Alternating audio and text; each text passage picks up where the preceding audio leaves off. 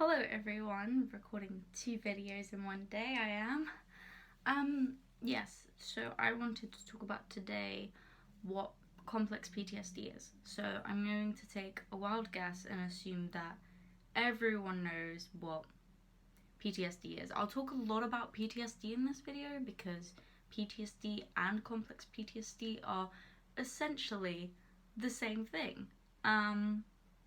So a lot of the symptoms and the treatment process and all that stuff will be about PTSD because it's the same, the symptoms and the treatment are mostly the same in PTSD as complex PTSD. There's just like a few little differences here and there. But yeah, so post-traumatic stress disorder, PTSD, is when you go through a traumatic event and you kind of deal with the anxieties and repercussions after the traumatic event. You kind of have to deal with it in a not so great way.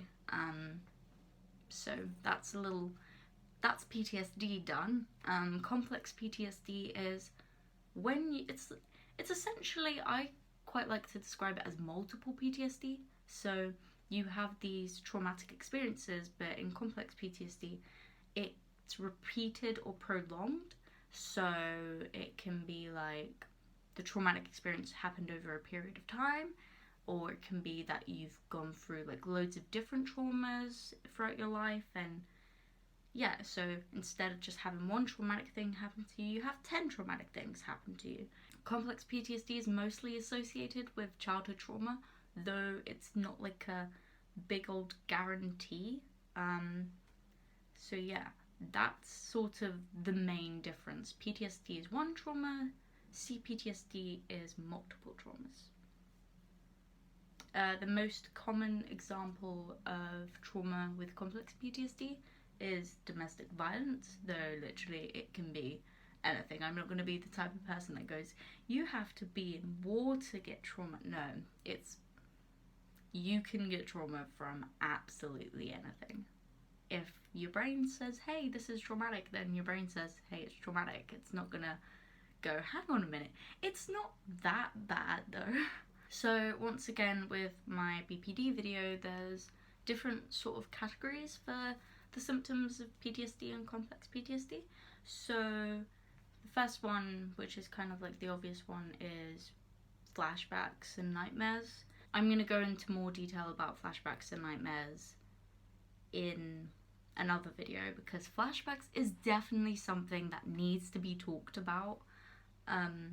It's something that I'm glad YouTube has given me resources to talk about.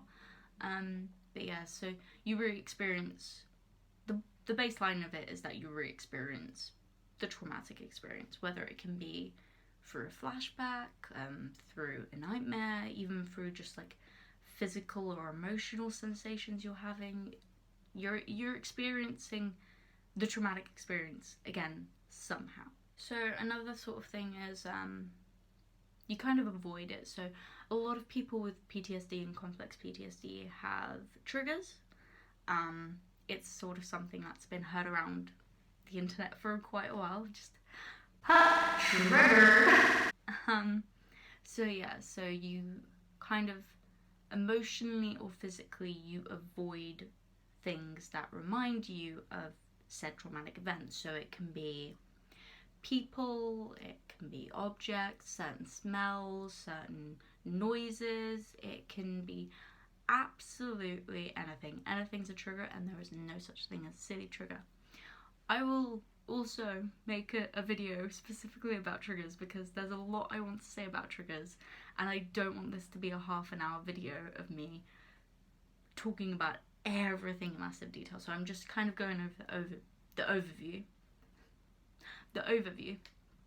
to sort of give you kind of like a vibe on what it is. Something I only just realized, I think a month or two ago, is that PTSD is an anxiety disorder. So obviously a symptom of PTSD is hyperarousal, which is feeling on edge. So you feel very anxious, you can't really sleep much, you're kind of restless, kind of expecting something bad to happen, so you can get very anxious and paranoid. You're very irritable, you have difficulty concentrating, and also PTSD is associated, usually when you have PTSD, you have mental health problems such as depression and anxiety as well. Everything just sort of kind of lines up with each other. There's a bee trying to get in my room. You're not coming in. Hibernate. Hibernate. People with PTSD can also experience self-destructive behavior such as harming yourself, substance abuse, just to name a few. There's also physical symptoms, so you can get like pain and fatigue. Yeah, so like the examples it says here is like headaches, dizziness, stomach pains, chest pains. I know that people who have been through trauma, they can have chronic pain or chronic fatigue as well.